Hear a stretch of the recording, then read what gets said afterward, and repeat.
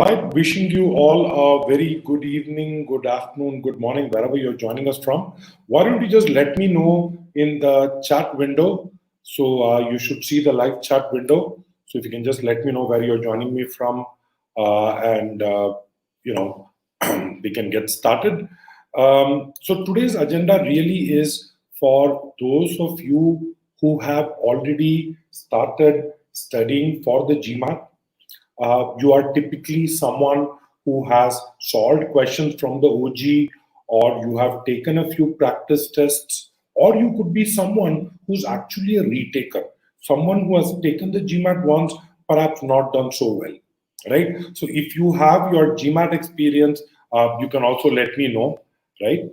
So what we are going to be doing today is we are going to be looking at what stops a person who's scoring a verbal 30, right?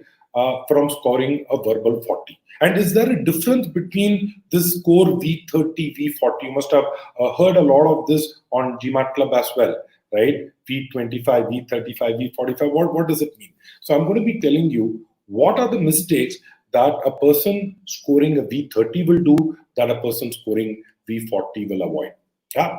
So during the session, I would appreciate if you could, hold on to your questions.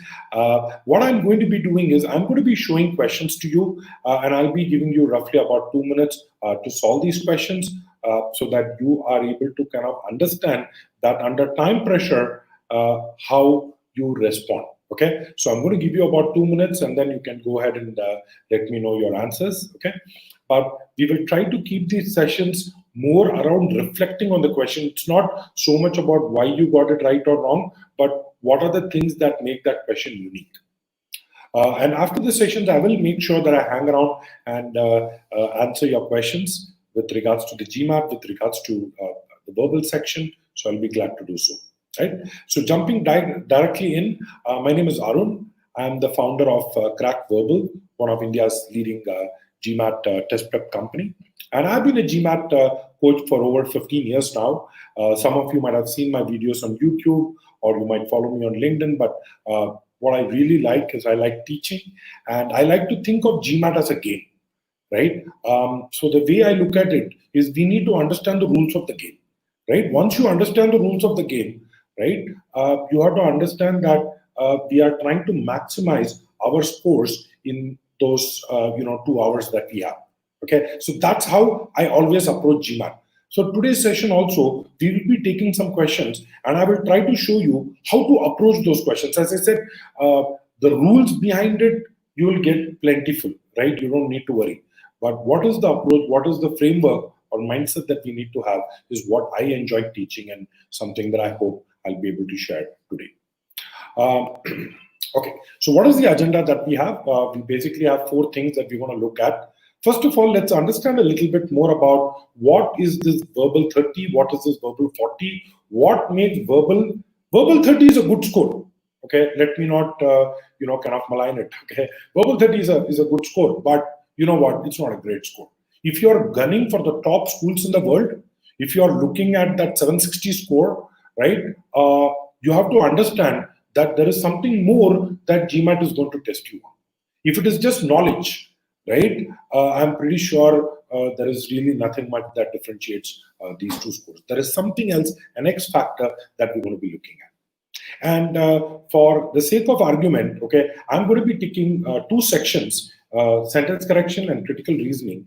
And I'm going to be showing you questions where I will tell you the mindset of a person scoring a V30, and I'll tell you the mindset of a person scoring V40, right? So that you can kind of look at what is the shift in thinking that is required for you. And finally, we will end today's session with some actionable tips on what you can do to better your GMAT score, right? So I hope to leave you with something actionable, something that you can take away, so that when you go back and apply it onto the questions that you have in the official guide and other sources, you are able to improve your scores, right? So first things, let's understand a little bit. I've been talking about this V30, V40 kind of numbers, right? But I just wanted to get your attention to the whole way in which the GMAT scoring happens, right? So one of the things that you need to understand is that if you're looking at a 700, you must have seen what is called as a quant and a verbal split, correct? So you have a quant split sometimes that looks like this, 49, and then verbal is 36. And you get a GMAT score of, let's say, 700, right? And then you have sometimes scores like Q50, V40, which is a score of 740. This is a score at which you will be above the average GMAT score of most schools in the world, okay, including the notoriously high GMAT scores of average GMAT score at Stanford, which is 738. Okay, so you will kind of be away. But if you really are gunning for a killer score, for example, if you want a Q50, a V44, that basically gives you a score of 770, right? So 770 is the kind of majestic score at which not only would schools love to give you admission, but hopefully throw some scholarship in as well, right? So if you see, there is not much of variation I created in quant, okay? But you see the variation in verbal. So what we need to do is we need to see, how do I make this 10-point jump, correct? Or if you are at a 30, which is, we will look at the percentiles. How do I go to at least a 40 so that at least I can look at a 740 kind of score? Okay, so that's what we're going to be seeing. So now I want you to focus on the percentiles. You see that 550 to 600 is where 50% of the world population that takes the GMAT ends up scoring, right? So 564 is the average GMAT. Okay, but I can tell you that for some countries it would be more. For example, countries like India and China, typically the average GMAT score of these countries tend to be slightly higher than the average. Whereas there are countries where the average GMAT score tends to be lower than 564 as well. So coming now to your GMAT score. So if you're gunning for a 750, which puts you in the 98th percentile, okay, you need a quant 50, verbal 41, right? By the way, would all of you be happy with a 740, 750 kind of score, right? Because if you're eyeing for that kind of a score, here is what you need to do. I want you to pay attention to the way the scores are getting distributed in verbal, right? Do you notice that almost till a verbal 45, okay, you still are at the 99th percentile? Correct? So it doesn't really matter whether you are going to score a 45 or a 41. Okay? What we need to do is we need to look at our strike range, which should be somewhere between V40 and a V44 or a 45. Correct? So if currently you are at a V30, you are scoring a 58th percentile, right? And let us say we want to go to the 98th percentile.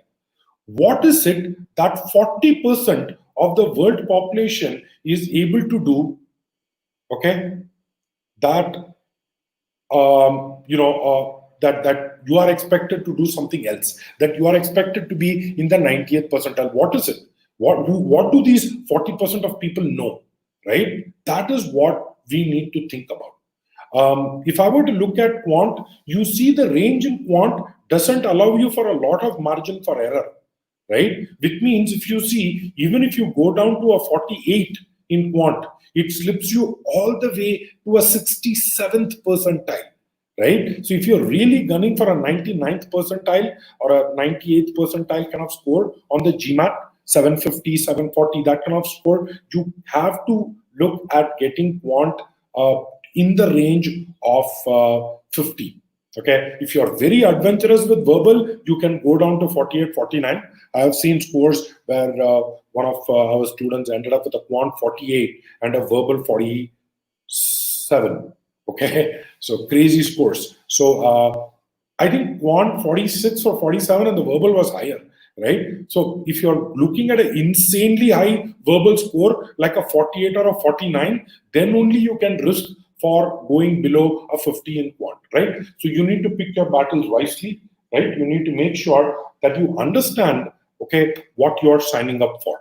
Okay, I want to make sure all of you understand. So what is it going to be? We are gunning for 50 in quant and we are gunning for a 40 in verbal.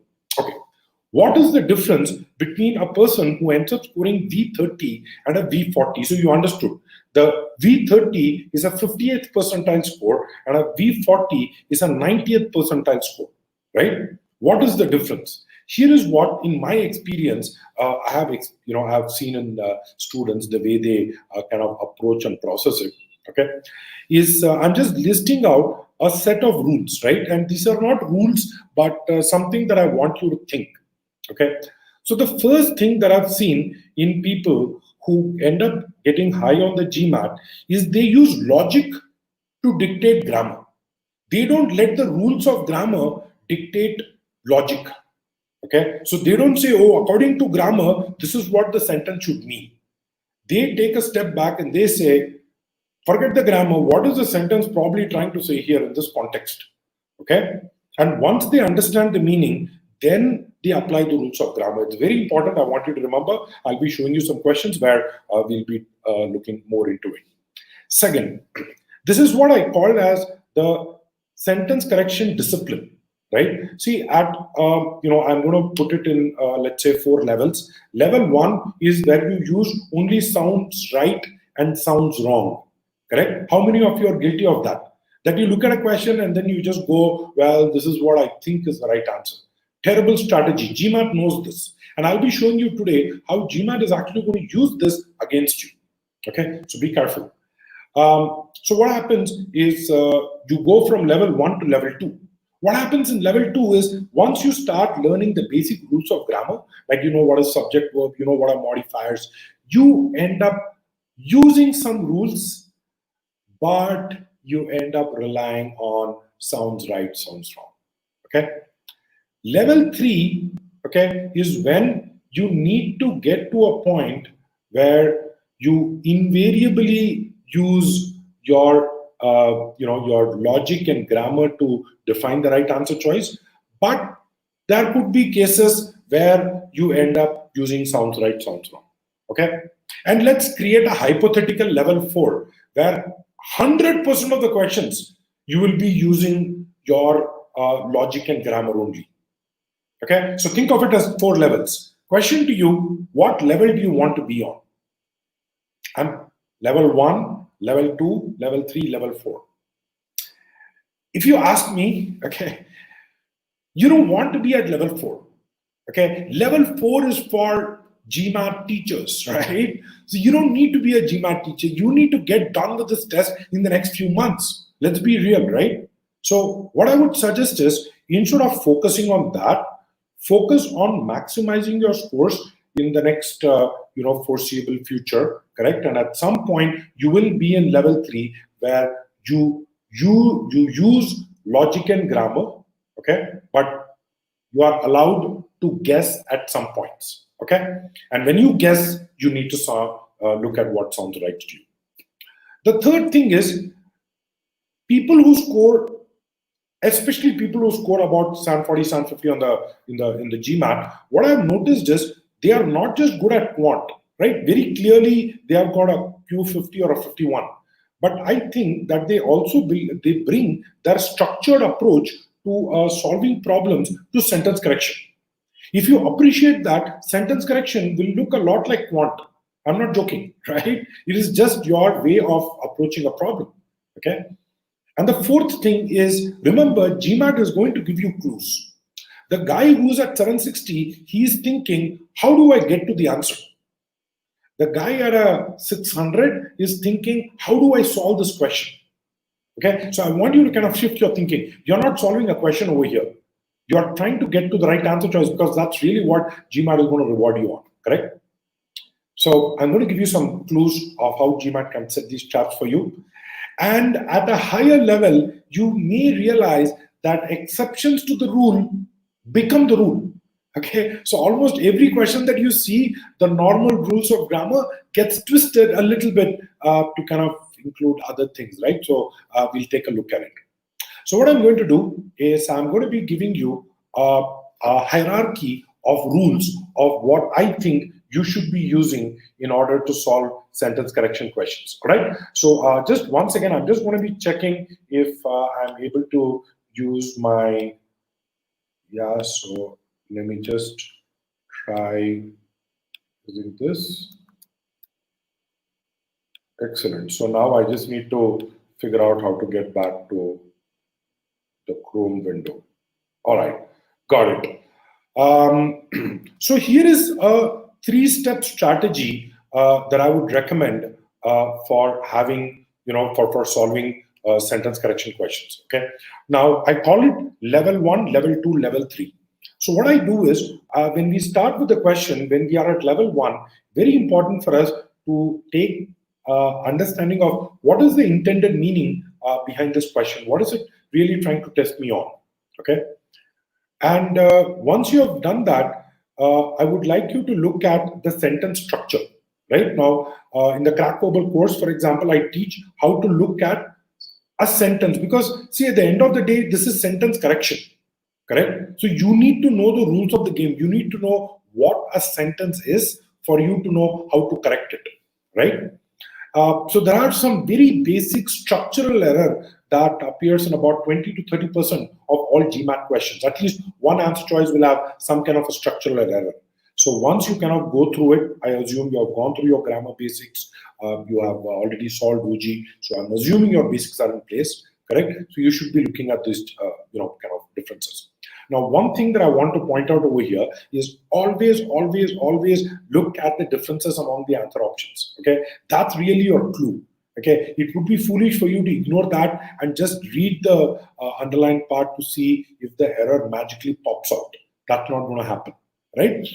Then we have the bigger rules. So I won't get into the details of how to use these levels, but just wanted to give you an idea. So we then start with modifiers, subject, verb, which according to me are the big rules. Like if you can't ignore them, right? If you have them in a question.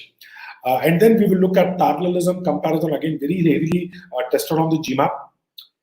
80% of all GMAT questions, including the ones at 760, can be solved at level 1. Okay, and that's a tall promise, but I can tell you most questions will test you on that. I also use pronouns and tenses sparingly, but there are cases to use both pronouns and tenses. The only thing with pronouns and tenses is they tend to be slightly tricky.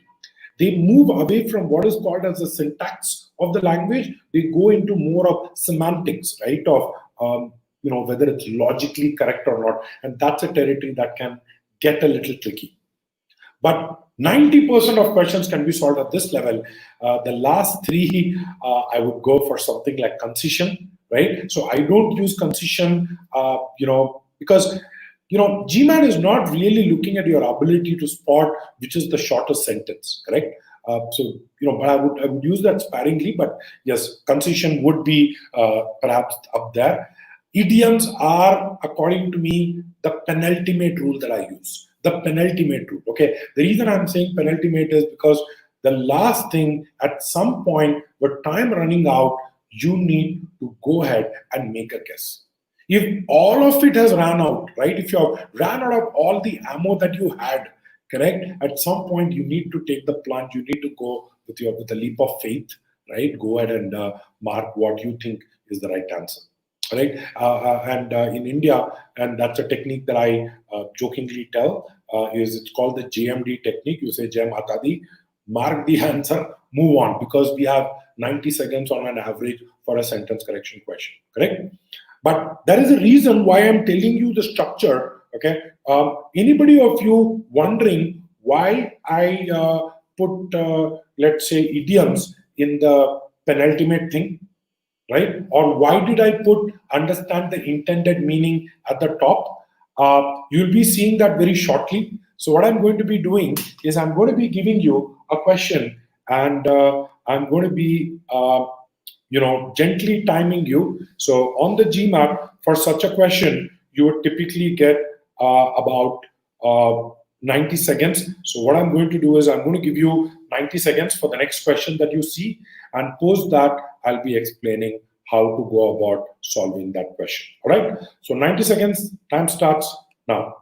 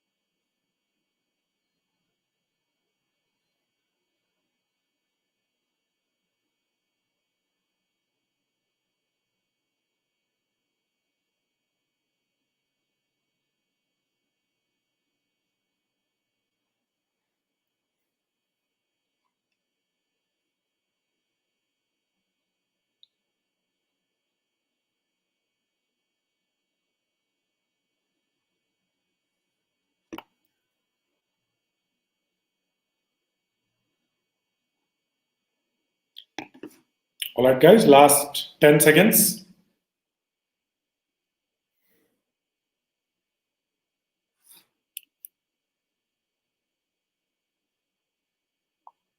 Three, two, one, and over. Okay, so let me just go ahead and remove this. Just give me a second, please. I just need to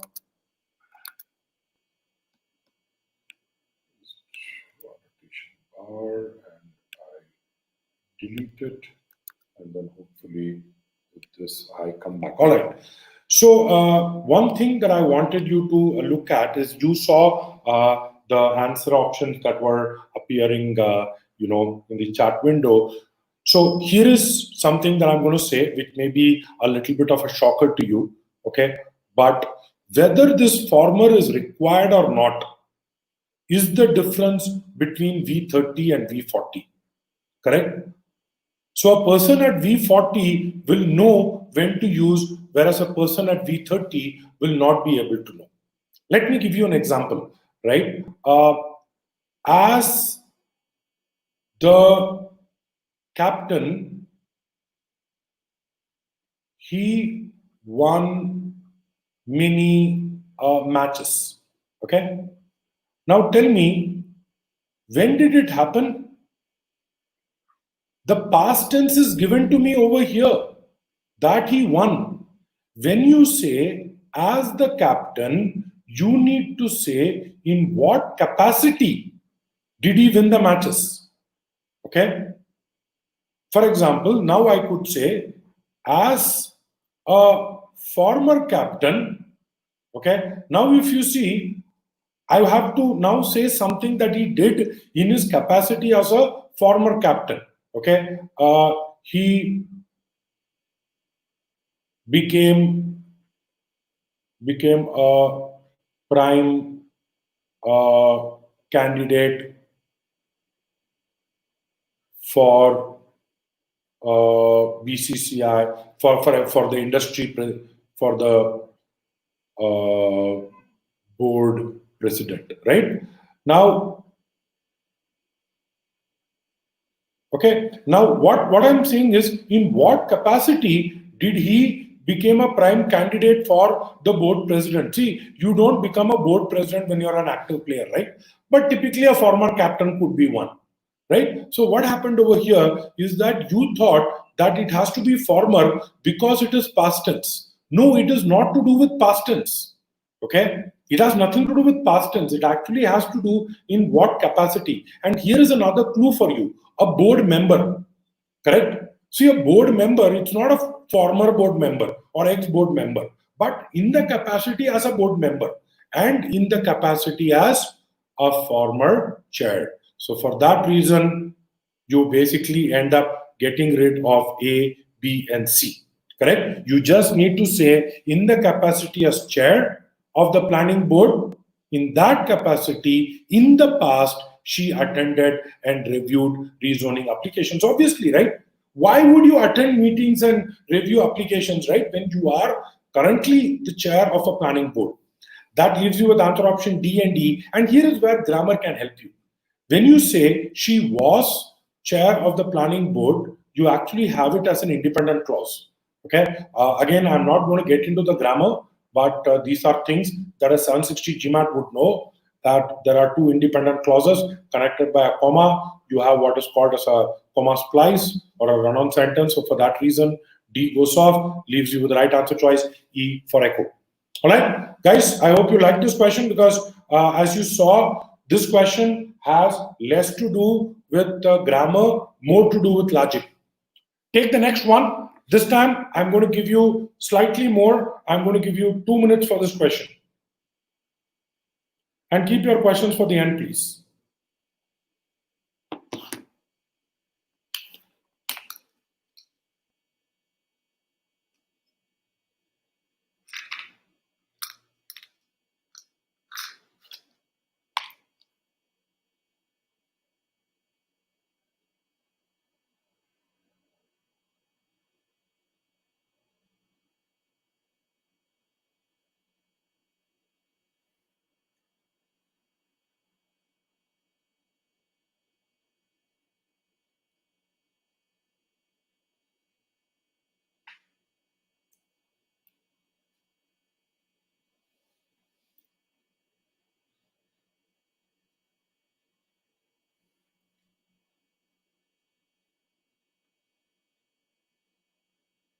Last 30 seconds.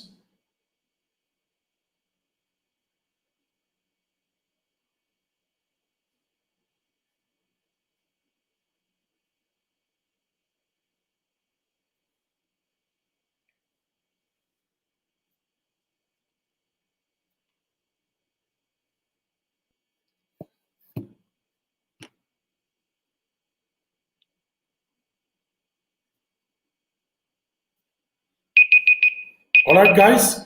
So with that, 2 minutes over. So you realize that on the GMAT for such a question, time could also fly very fast. Okay, so you have to be careful about that. So we got a bunch of answers over here. Majority of you seem to be leaning towards G. So let me just go ahead and get the screen back. Just once again. Small irritant, I guess, but till I figure out how to use this. So, okay. So first of all, this is what happens. What is the difference again between a V30 and a V40? What happens is V30 would like something easy. So V30 would like something which says not only X, but also Y. How many of you, in fact, jumped and picked that as the answer? But one thing that you need to understand is that if it is not only X but also Y, it has to be either two positives or two negatives. For example, you could say he was not only evil but also very, ugly.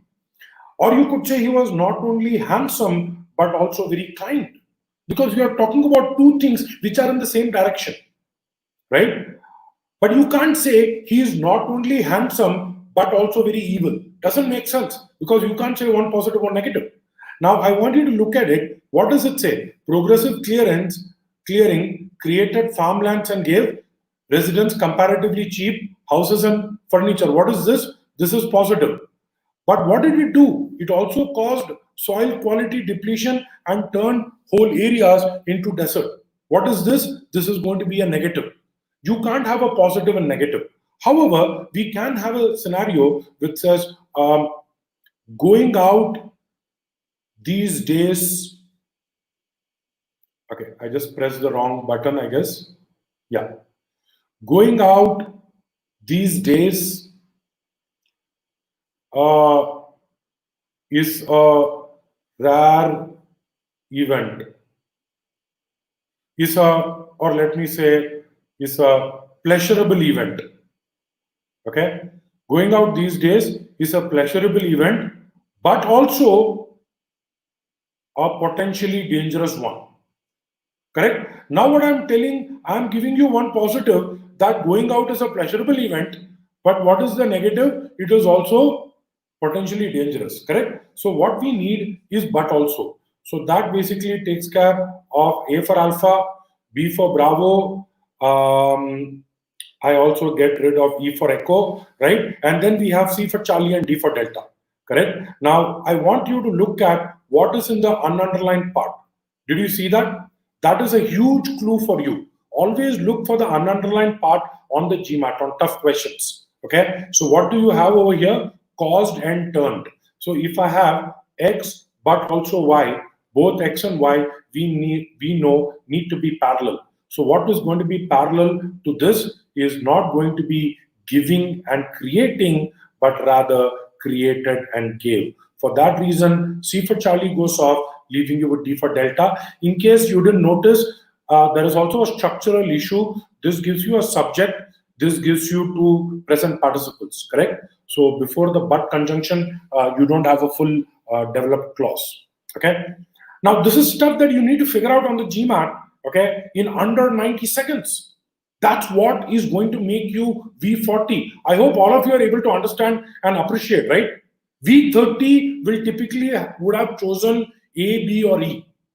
Okay, you realize how easy it is to get caught in that, right? So what I'm going to do now is I'm going to give you a last one. I'm going to give you one more sentence correction question. Again, whatever we have learned so far, using that, use clues. Okay, try to see for clues. If you understand the clues, this question becomes very easy. If not, you will struggle. 90 seconds, time starts now.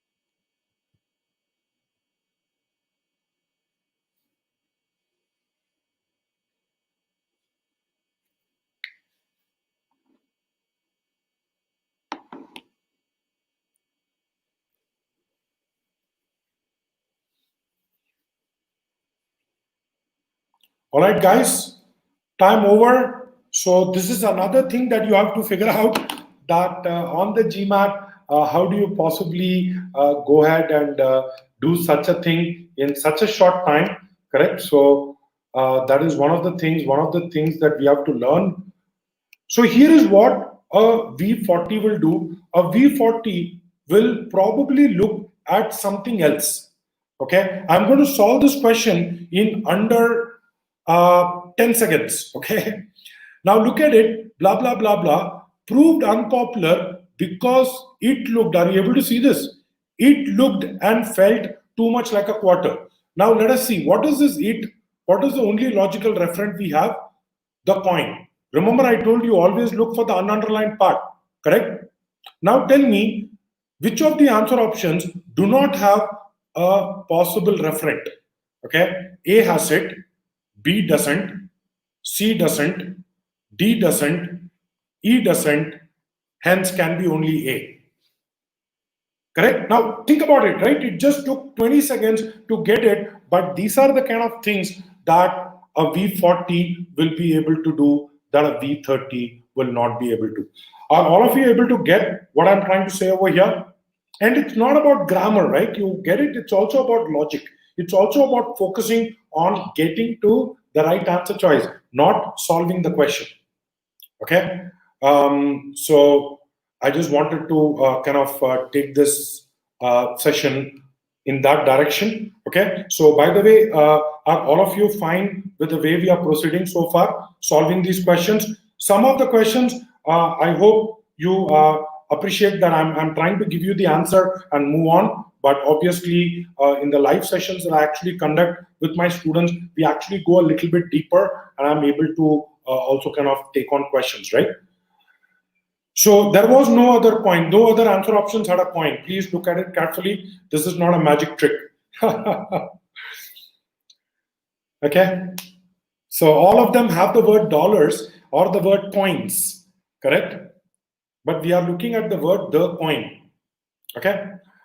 Cool. So by the way, all of you fine with this space? Are you okay to get into critical reasoning? Yeah.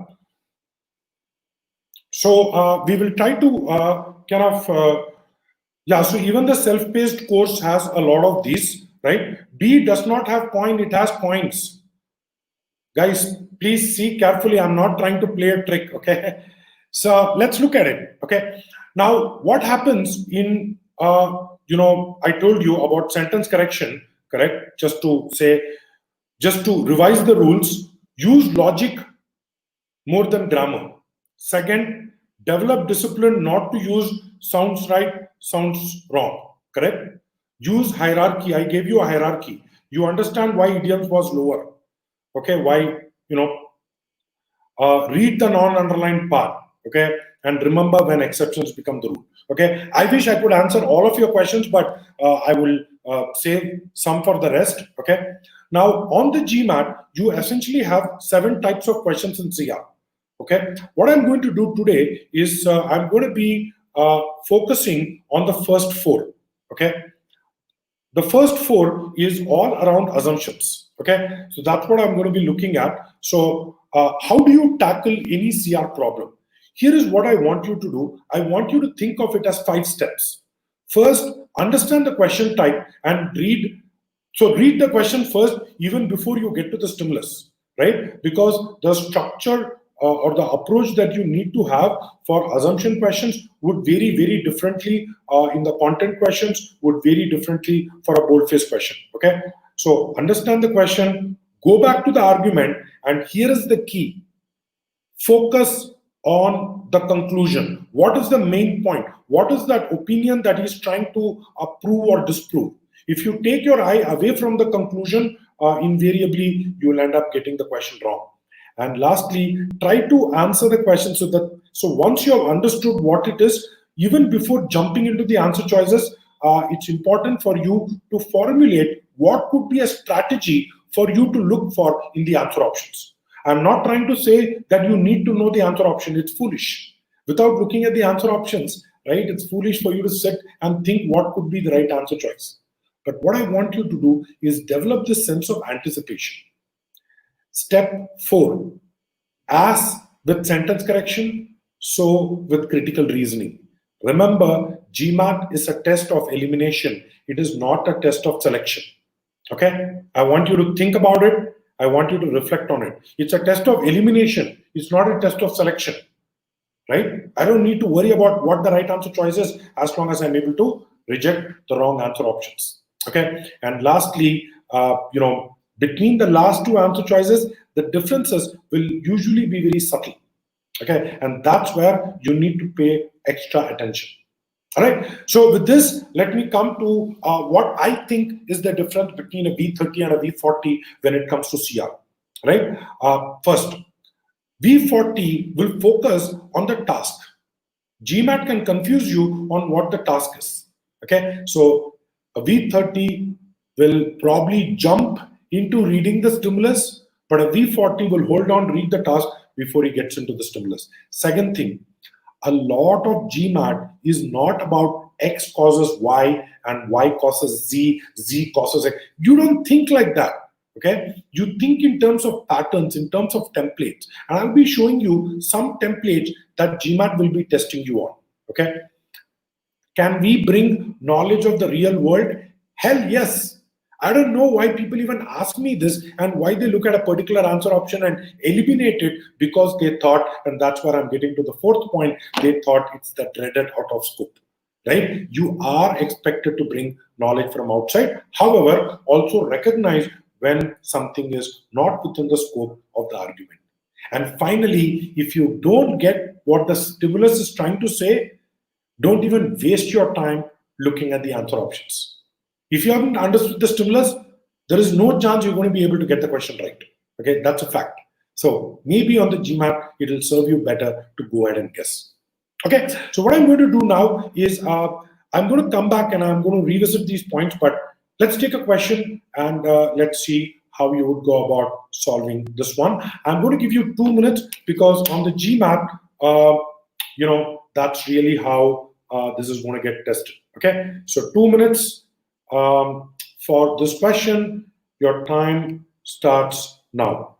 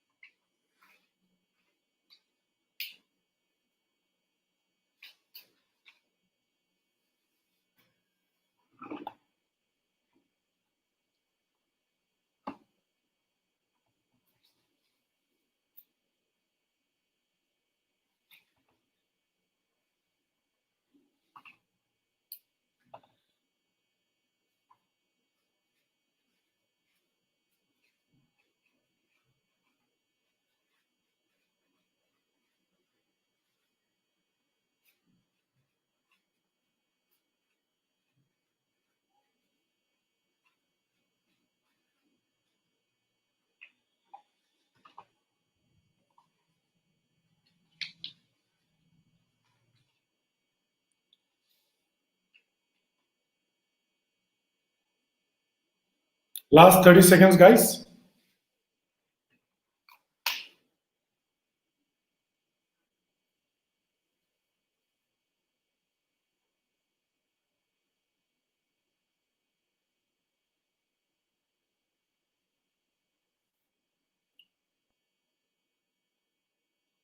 All right, great. So again, I'm going to just quickly go through the flip, delete it, and get back to the original screen. So I'm trying to do this as efficiently as possible every time I cannot go between the screens. All right, so very good. So, this is one of those questions. Why I wanted to give you this question was for you to figure out that end of the day, GMAT is always looking at patterns. Okay, so one of the common patterns that GMAT basically is trying to trick you on over here is that whenever, okay, whenever there is a cause and an effect phenomenon, right? Whenever there is cause and effect, okay, there could be an alternate cause that we need to eliminate. See, the way it works on the GMAT is the absence of a negative can be construed as a positive. So what he is saying is that because the platinum found earlier was more than the platinum found later, they basically are saying that therefore this means methods were inaccurate, correct? But there is another way to look at it. So let's see what I mean by the word scope. Okay, if you understand what is the scope, you realize that we can only talk about the soil samples from New Zealand's Waiheke Islands, correct? So what happens if I don't have samples from the same part? It means maybe, the methods were not accurate because you mined not the same part but a different part. So it is giving me an alternate cause, correct? Of why the platinum. In fact, it would be this way, that we have to prove that why is the platinum, either one reason is methods are inaccurate, so I'm going to call this as reasons. Okay, so an alternate reason is it was not the same part. So B goes off. A says is much lower today than it was in the 17th century. Is it because of geological reasons? Correct. Again, you are giving me an alternate reason. Correct. An alternate reason why platinum content could have differed, not because of methods. I'm looking at an answer choice that would help me with the method. Now look at it. The methods used to assess, okay, provided by, I'm going to hold on to C. Let me look at D. Any other New Zealand island. This is where we have to be using scope, correct? Similar to answer option A and B, C also says any other. So, sorry, D also says any other. So, similar to answer option A and B, it goes off, leaves me with C and E. Now, here is where the trick is, okay? A V30 will typically score will pick a C, whereas a V40 will be picking a E. Why? Because the methods used, okay, provided were different. You see this? When you say different, what do you mean? Are you saying it is better, or are you saying it is worse? And in any case, we are not trying to find if they were the best possible method. We are just trying to find whether they were accurate. It may not be the best method, but still be accurate, right? So that is why C for Charlie goes off. This is, by the way, called a comparison trap. It's again a very common pattern on the GMAT, where they will try to compare it with those generally used. What can I talk about this comparison, right? So that's one of the key things. Leaves us with the right answer choice E. If you actually think about it, by saying not added, it is eliminating an alternate reason. The alternate reason why platinum content could have been more was because the sample was adulterated. He is saying no, sample is not adulterated. If sample is not adulterated, alternate reason goes off, leaves me with more reasons to believe, yes, indeed, the methods were inaccurate.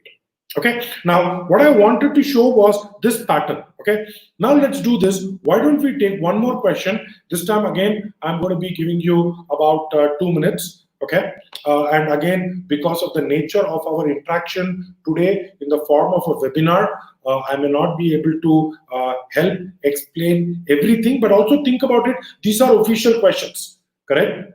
So you can always go back, replay this video and watch it. So I'm going to give you the next question, all right?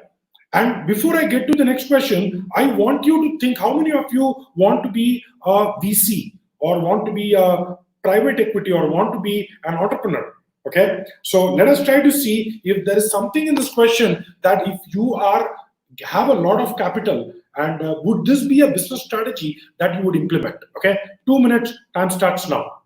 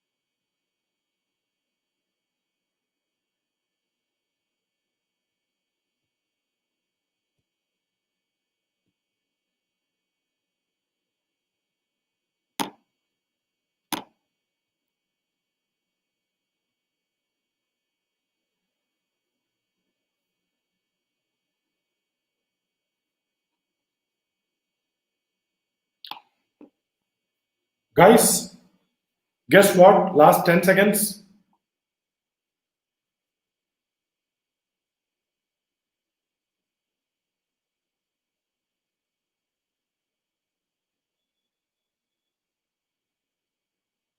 All right, go ahead, make a guess, whatever you think is the right answer choice.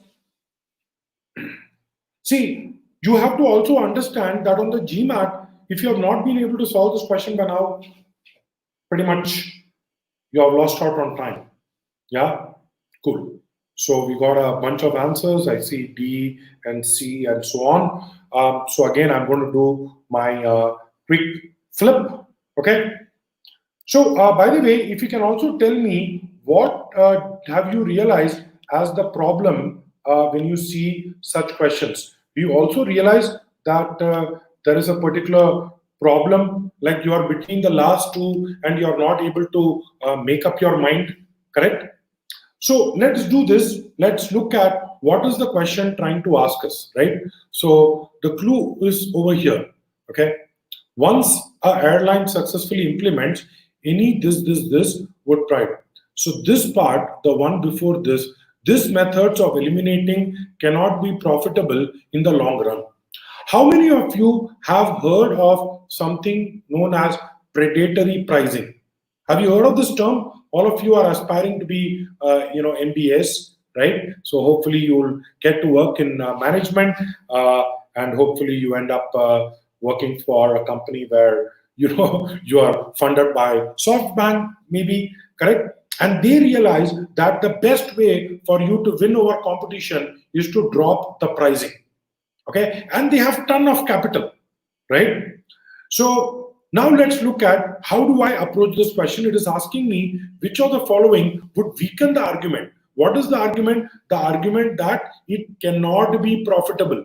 We need to show one answer choice that says why this can actually be profitable. Okay, that is what he's trying to say. Look at answer option A. In some countries, it is not illegal for a company to drive away competitors by selling. You know what? We are not looking at the legality of it. We are assuming that if they are doing it, it is legal. So answer option A goes off. B says airlines executives generally believe that a company that once underpriced its fares to drive away competitors is very likely to do so again if new competitors emerge. So let me understand this. We are going to take this as a fact, okay? When it says if true, and see airlines executives means top level, people in the airlines industry. And if it says generally believe, let's take this to be true, that once underpriced, okay, they are likely to do so again. You see this? Right? That's the clue over here. So I'm going to hold on to B. Let me look at C. As part of promotions designed to attract new customers, airlines sometimes reduce their ticket price. But isn't this already given? This is already given to us. Never pick an answer choice that is going to be a repetition of what is given to you in the stimulus. D. On deciding to stop serving particular routes, who are we talking about? Wait a second. We need to look at the strategy for the people who are exercising this, not the competitors. What the competitors decide to do afterwards is not within the scope. Okay, whether they shift their resources or they reduce their, how does it matter? We are asked whether it will be profitable. How can it be profitable to these guys who are using predatory pricing? Answer option E. When airlines dramatically reduce their fares on a particular route, the total number of air passengers on that route increases greatly. Okay, so when you say that they are getting less, okay, do you realize it is per seat they are making losses? Think about it. Each time Uber or Amazon gives you something for free, do you realize each transaction they are losing money? Correct? If more people take up Flipkart's billion-dollar sale or Amazon's sale, what happens is if the numbers go up, okay, I am going to be what? More unprofitable. You are strengthening the argument with E. Okay, more sales with loss means overall more loss. So that leaves us with answer option B. What is answer option B saying? That look, if I have enough capital, if I have enough capital, correct, I can keep the price low for a long period of time. That is what the Amazons of the world basically have shown you, correct? Now, by the way, do you realize what is happening? It is about your ability to understand how things work in the real world. Okay. By the way, guys, I hope you are okay with the pace of the class. I hope. Yeah. I'm going to give you one last question. Right. See, the question is, I can't get into more details. The way I would look at it is, these are all official questions. So we need to think what is the thinking we need to develop for V40. Okay. So again, I'm going to go because people had a problem with D. So we are looking at this method for whom? We are looking at this method, no? So this method is for whom? Is for eliminating competition. We are not worried what the competition does. Why are we worried about the competition? We are worried about the companies that utilize this method. Answer option D talks about how if the competition after they lose what they will do. How does that matter? Correct. We are looking at whether this can be profitable, right? And again, I'll mention about answer option E more. Okay, have you heard of this thing called GMV, gross? Okay, do one thing, just try to search for it. There are a lot of online articles on how e-commerce companies actually lose.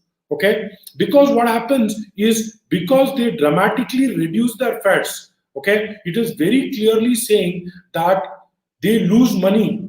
Okay, when they lose money on a route, okay, more people are coming in means they will lose more because their loss is at a per seat level. Okay, I can't be explaining this more than that. Okay, so but try to understand, right? You need to shift. See, the thing about CR is this: I can explain to you, but I can't think for you. Correct? So a lot of GMAT questions will expect you to think. All right. So I'm going to give you the last question. All right. So let's see how we do on this. So here you go.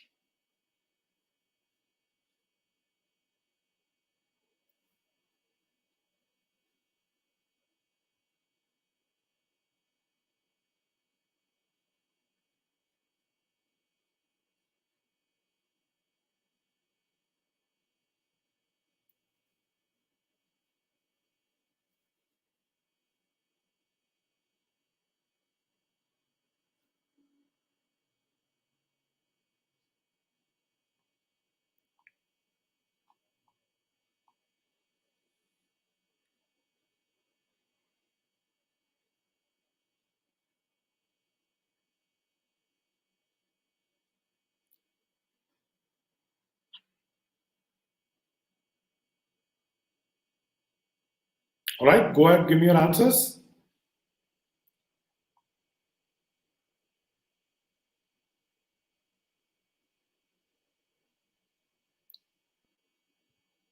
Great. So what I'm going to do is, these are all questions where I have noticed, by the way, on this particular question, is that in the last 4 months, more people are getting it right. How many of you were able to draw the analogy between what it says over here? And I'm going to quickly, do my routine. So I will delete it. I will click here, and then I will click back to get to the screen. Yeah. So how many of you were able to draw an analogy? See, what it is saying is mad cow disease, right, has increased in fatality. What is the meaning of fatality? Fatality means deaths. So he's saying that because the death rate has gone from 9% to 8%, he's saying that it is causing more deaths. Okay. Again, a couple of things. If you remember what I told you, that you need to start identifying patterns on the GMAT. Okay. So one of the things over here is every strengthened question will have a weakened answer choice, and every weakened question will have a strengthened answer choice. Okay. Now we have to show that the number of deaths should have somehow decreased. Correct. That's what we are trying to show. Look at what answer option A says. So let us say that 7 years ago the number was X, and let us say that the number of deaths now is Y. So he is basically saying that the delta, which is the difference between X and Y, correct, that has gone up, is what he's saying. Now let's look at A. It says many recent livestock deaths that have actually been caused by mad cow disease have been mistakenly attributed to another disease. Now that you know it is true, what will happen? Mad cow disease number will go up.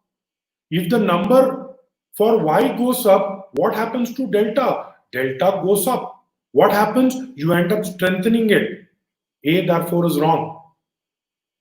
And you can always watch this video. It will be uploaded on YouTube. Make sure you look up the GMAT Club YouTube channel. You can also look up the Crack Verbal YouTube channel. You can just go ahead and search. So this video should be put up on the GMAT Club channel. So you can always go up back and have a look at it. Now I'm going to use the same logic. So difference between X and Y. Now look at what B is saying. During the first Brazilian epidemic, that means 7 years ago, many of the deaths reported to have been caused were actually due to other reasons, which means this number was over-reported, correct? That means you are saying that this number should have actually been less, correct? That's what we are saying. They were actually due to, so it is actually, this was over, this is where, this in this case, you are saying that it was actually lower. So what happens? The delta again goes up. You see that? Okay? Because the difference, that means now you're saying that the current deaths are definitely more than the deaths earlier, because according to B, the deaths were actually due to other causes. That means we have to subtract from X. Correct? Because we have to give it to some other disease. No? So it has to go down. So again, you look at strengthen. So this is one trap on the GMAT. All weaken will have strengthen as answer options. Correct? Strengthen will have weaken as answer options. We may think that is the first answer option we should eliminate, but invariably you'll realize that those are the answer options we end up marking. Okay. So let me, by the way, how many of you were able to draw the parallel to the COVID situation that we have right now? Okay. Because you know what answer option C is saying? Answer option C is saying was recently begun a program, immunization program. We don't know, are the trials being run? Okay, who is it being given to? I don't know, correct? So think of the whole vaccination thing. If the same thing had been that COVID has increased in fatality, correct?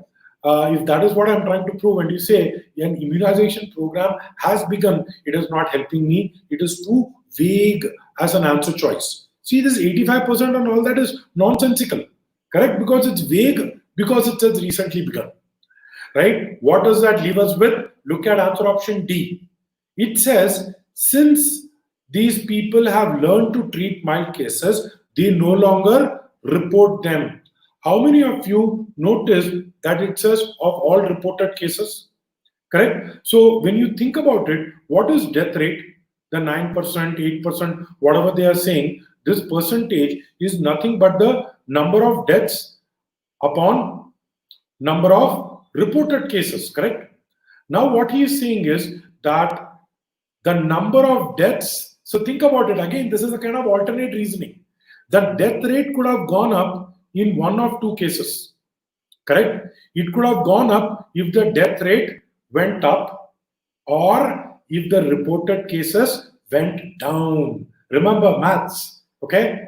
So answer option D actually is telling us that the reported cases would have gone down, okay? So that's why D is the right answer choice, leaving us with E. E actually says has rarely contracted the second time, but the thing is livestock is usually not going to last for like 7 years, but more importantly, we don't know how many of them contracted and survived. Was it just one cow or was it a lot more, right? So that's a very vague answer choice, very similar to answer option C. Okay, so you have two answer options that ended up strengthening it, and then two that were vague.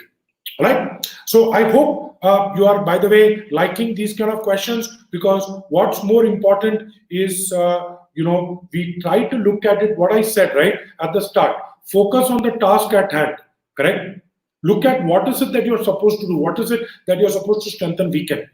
We saw a bunch of patterns and templates that you could use, right? As I said, with practice, I've got a couple of questions that you had for me, but I'm going to be taking questions shortly. Identify patterns, use real world knowledge, beware of out of scope, and if you don't get the stimulus, go ahead and kind of try to get them. All right.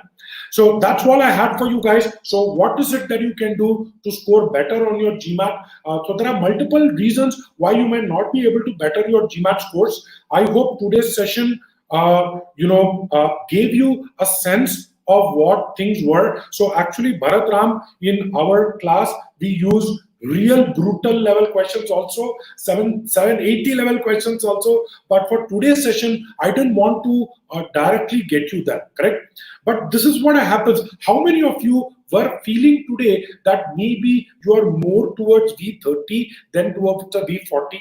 Correct? Many a times when you're stuck, it also is important that you understand what is the fresh perspective that you need to bring to the test. Secondly, you need to remember GMAT is a game. This is not a test of English or maths. I hope by now all of you understand that. Okay? So you need to be understanding what are the patterns, what are the traps that GMAT is setting for us. And you saw the earlier thing that I showed you, a V30, V40. You also have to understand GMAT is a standardized test.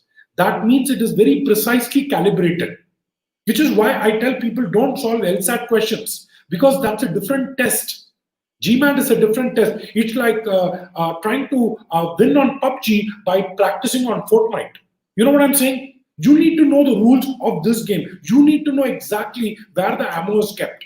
Okay, you need to know how to get all the Easter eggs, right? That's what I'm trying to say. Try to look at optimizing your test day performance. And the larger thing of what GMAT is testing, GMAT can be fun. Okay, but if you don't understand what GMAT is trying to test you, is a lot of times you end up getting confused, right? And you have to admit that GMAT is also a test of your mental willpower. Would you agree?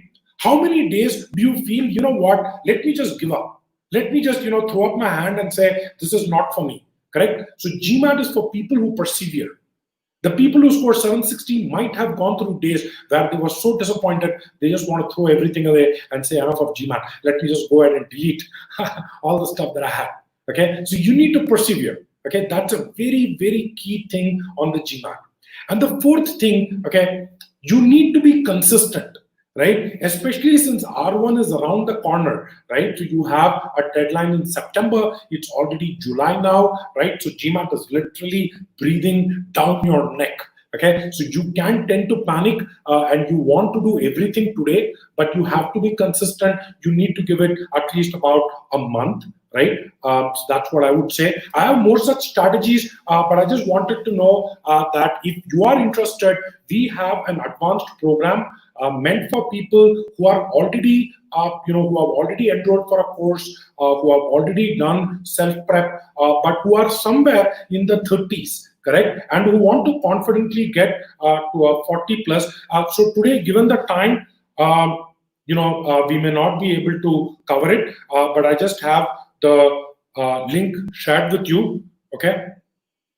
So, so the whole thing is, what we do in this program is we tend to focus on these kind of things. The whole program is based not so much on theory, but solving tough questions. And again, as I said, today is a webinar format, but crackable students know this, that I take all the doubts. I make sure that we take care of all the Q&A, and it's a lot more different. I had a couple of questions. So one, people asked me about reading comprehension and boldface. I enjoyed teaching you guys today. I loved it, but unfortunately, we are also running out of time. It's about 10:40. We are about an hour, 10 minutes. So I need to cut it short.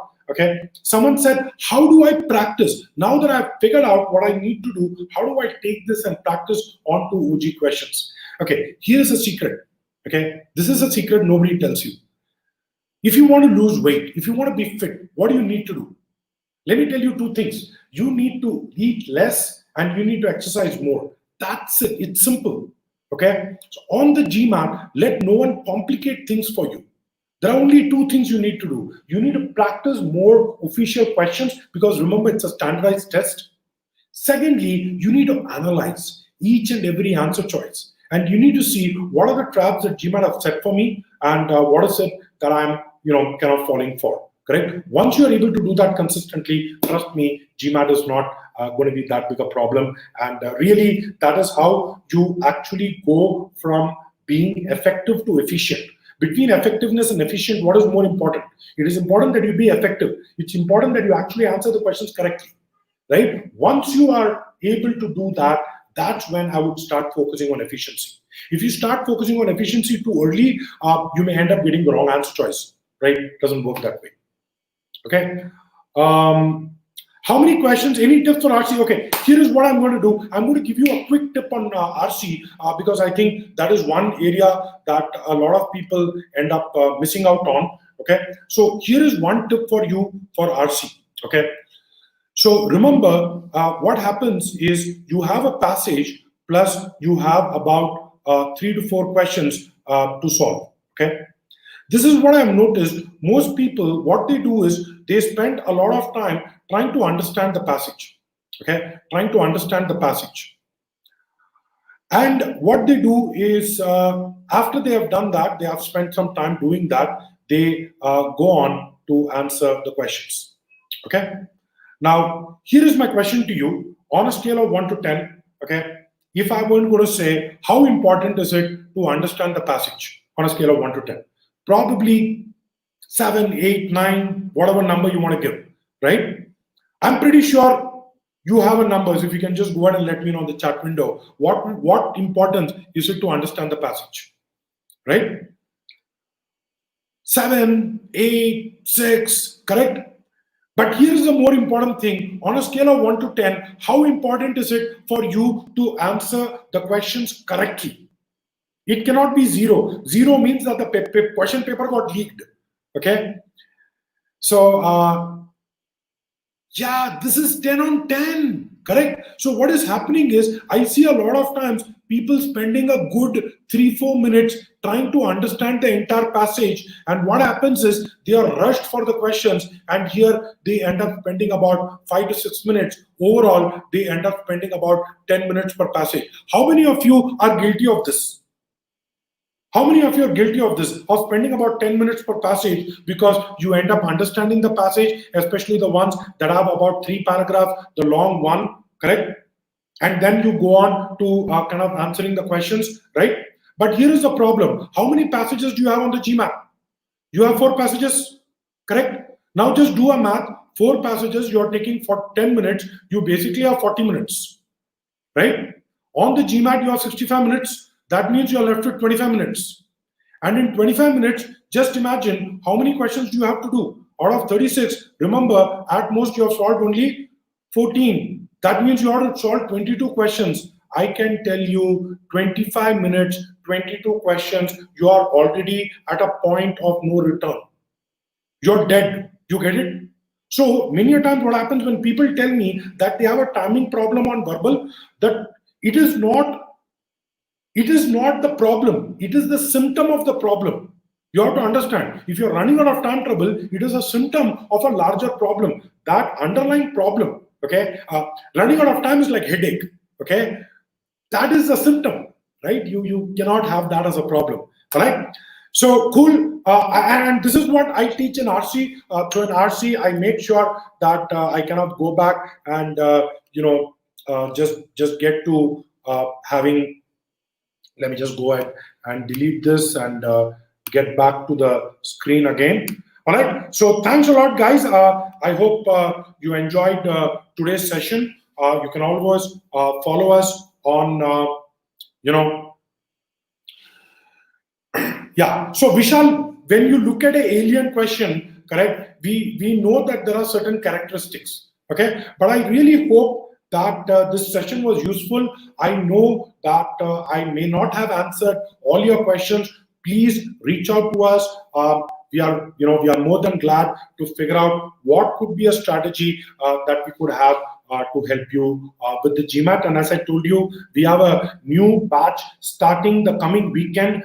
This is for people already with a V30 plus, someone who's taken a course earlier, someone who's frustrated in the 600s. This is the real way for you to get to a 700 plus. So make sure that you kind of connect. So maybe you can just put the last again.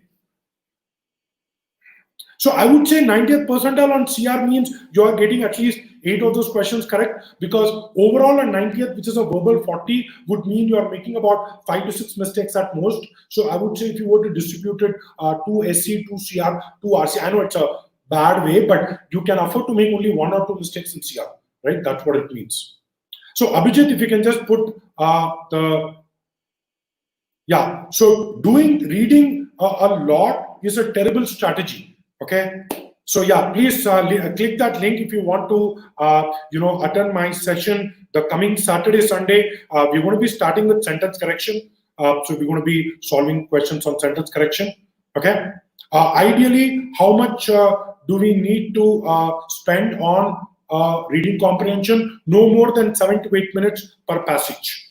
Okay, so if you just need 400, please do not worry about whatever I'm telling. In fact, this is a webinar that wasn't really meant for you, okay? Because that's why we said verbal 30 to verbal 40. All right, guys, thank you. Have a fantastic day. Thank you so much. You've been great. Okay, thanks for being so kind to me. And I hope to see you soon at my class at some point. And till then, bye-bye, and wish you all the very best. All right. This is the program, Pratishta, that I put. Learn strategies to score 750 plus on GMAT. So that's the link given over here. So you can always go ahead and do that. Yeah. Cool. Thank you so much. Thank you. And have a safe